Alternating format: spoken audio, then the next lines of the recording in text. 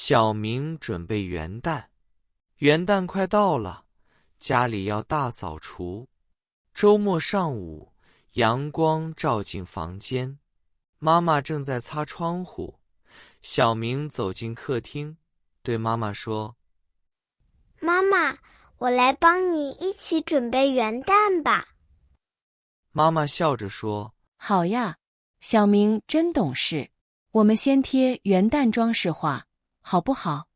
小明高兴地说：“好，我最喜欢贴装饰画了。”妈妈拿来彩色的元旦装饰画和胶水，她先把胶水轻轻涂在装饰画背面，然后对小明说：“小明，帮妈妈扶着装饰画的下边，别让它歪了，好吗？”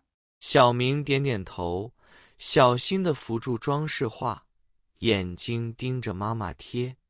装饰画贴好了，上面写着“元旦快乐”。小明大声念了出来，妈妈夸他：“小明念得真标准。”接下来，我们一起挂彩色气球吧。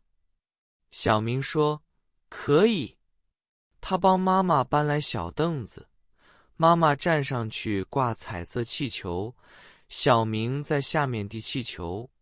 彩色气球挂在客厅的门口，五颜六色的，真好看。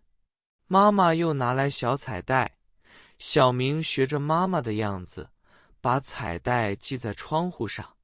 彩带是闪闪的，系好后，窗户变得特别漂亮。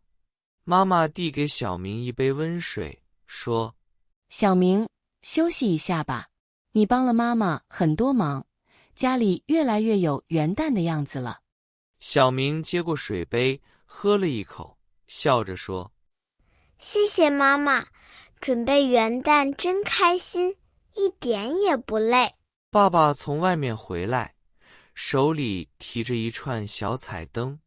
他看到贴好的装饰画和气球，惊讶地说：“哇，家里真有元旦气氛！是小明帮妈妈准备的吗？”小明点点头说：“是呀，我和妈妈一起贴装饰画，挂气球，系彩带。”爸爸笑着摸了摸小明的头，说：“我们的小明长大了，能帮家里准备元旦了，真厉害！我们再把小彩灯挂上，家里会更漂亮。”小明听了爸爸的表扬，心里甜甜的，连忙说：“我来帮爸爸递彩灯。”小明和爸爸一起挂好小彩灯，打开开关，彩灯一闪一闪的。看着满屋子的元旦装饰，小明开心地笑了。他觉得和爸爸妈妈一起准备元旦是一件特别幸福的事情。